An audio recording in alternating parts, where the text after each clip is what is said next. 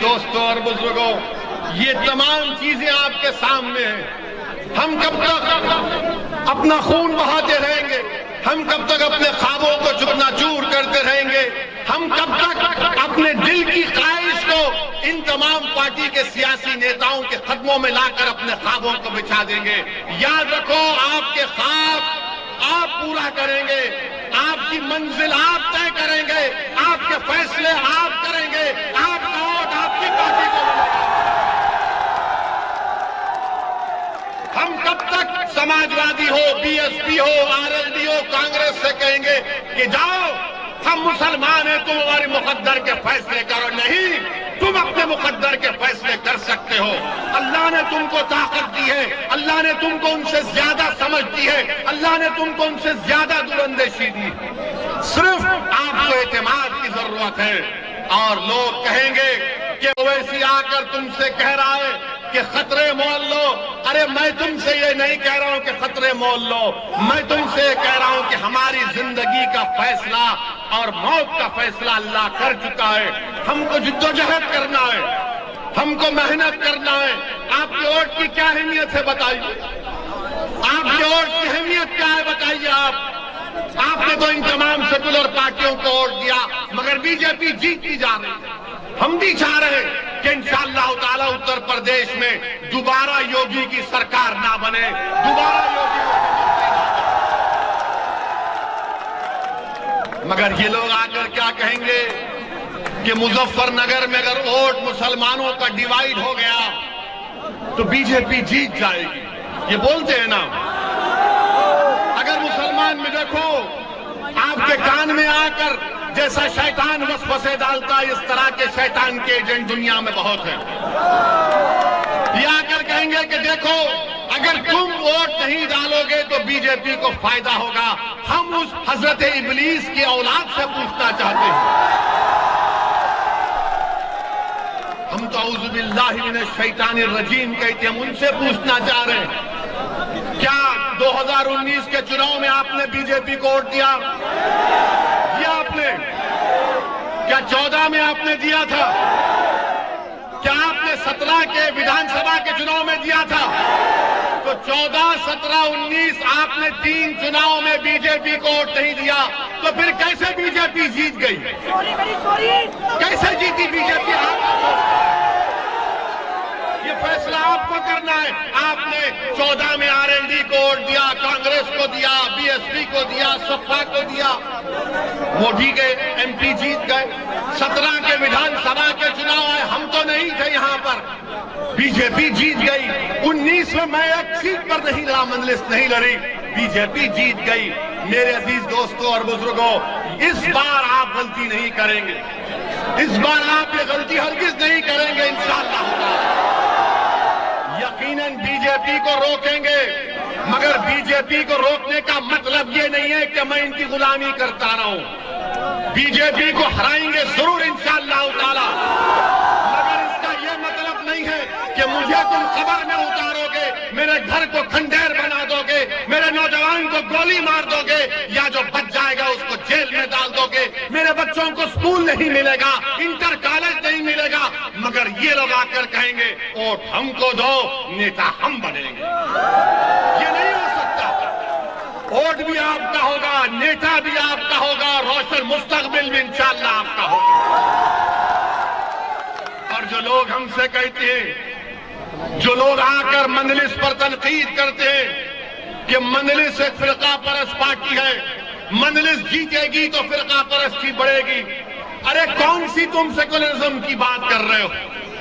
मेरे अजीज दोस्तों और बुजुर्गों, मेरी इज्जतदार माँ और बहनों, ये जो मुसलमानों से नफरत है किस हद तक पहुंच गई, इसकी एक मिसाल देता हूं। मुसलमानों से फिरका परस्ती की हद तक आसमानों को छू रही है, एक मिसाल देकर चले जाऊंगा। पाकिस्तान और इंडिया का क्रिकेट मैच हुआ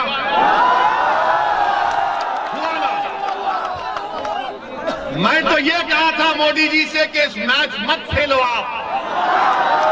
मैं तो कहा था कि मैच इसलिए मत खेलो क्योंकि पाकिस्तान से टेररिस्ट कश्मीर पे आके वहां के सिविलियन को गोली मार रहे, हमारे 10 सिपाहियों को मार दिया। मगर मैच हुआ, खेल है। 11 खिलाड़ी क्रिकेट मैच में खेलते हैं एक तरफ एक टीम में, बदकिस्मती से भारत हार गया, तो किस पर इल्जाम लगाया शिकस्त का? किस पर लगाया इल्जाम? बोलो, किस पर इल्जाम लगा? किस पर इल्जाम लगा? तो क्या शमी एक ही प्लेयर था 11 में? 11 की टीम थी, मगर फिरका परस्ती बताने के लिए आपसे कह रहा हूं कि टीम हारी, हमको तकलीफ है, मगर शमी पर जिम्मेदारी डाल दी कि शमी की वजह से हार गए, शमी की वजह से हारते। ये नहीं, यही तो फिरका परस्ती है, यही तो मुसलमानों से नफरत है। इसको आपको समझने की जरूरत है। मीडिया के लोग हमसे आकर पूछे, हमने कहा लो हमारा बयान हम कहते हैं, तुमसे सुन लो। मेरे अजीज दोस्तों और बुजुर्गों, ये एक मिसाल कि क्रिकेट के मैच में भी, खेल के मैदान में भी भारत की सियासत, भारत का माहौल इस तरह कर दिया गया कि हर चीज के लिए जिम्मेदार मुसलमान को बना दिया जाता है। कौन उठाएगा आवाज फिर? और लोग आकर कहेंगे नहीं नहीं, हमको इस माहौल को खत्म करना। रे कैसे खत्म करेंगे माहौल को? माहौल को खत्म कैसे करेंगे? भीख मांगकर माहौल खत्म करेंगे? रोकर माहौल को खत्म करेंगे? नहीं। जमहूरियत आपको इस बात की इजाजत देता है कि आप सियासत में हिस्सा लें, अपने वोट से अपने उम्मीदवार को कामयाब करें, और अगर कोई आपसे बदतमीजी करना चाहता है तो आप कहें कि मजलिस का ये कैंडिडेट हमारे सामने, तुम इससे बात करवा के। अच्छा, हैरत की बात, ये अफसोस की बात यह है कि यहां पर शमी पर इल्जाम लगा दिया मुसलमानों से नफरत करने वालों ने, तो हमारे पड़ोसी मुल्क का एक मिनिस्टर है, पागल है बेचारा, पागल है। उसने कह दिया कि पाकिस्तान जीता तो इस्लाम की कामयाबी हो गई। अरे अहमक, दीन इस्लाम को क्रिकेट मैच से क्या करना है? दीन को क्रिकेट मैच से क्या करना है? मगर ये पड़ोसी के लोग समझ में नहीं आता।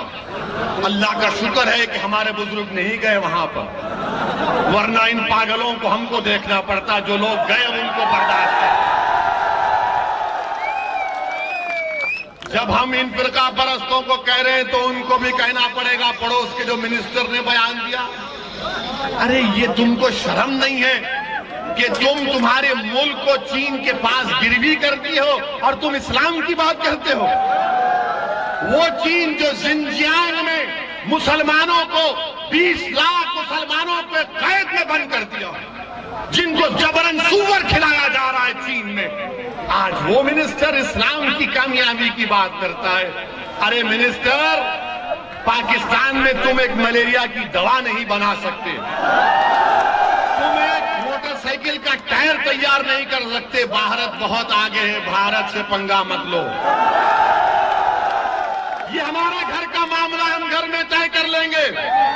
हमको पाकिस्तान से कभी मतलब था ना कभी रहेगा। और हम ये हमारे शमी को गाली देने वालों से कहेंगे, प्यारे, शमी के जैसा बॉलर फिर कभी नहीं मिलेगा, मगर दुश्मनी करना है, नफरत फैलाना है, हमारे हिंदू भाइयों में नफरत फैलाना है कि देखो 11 की टीम में 1 से हार गए।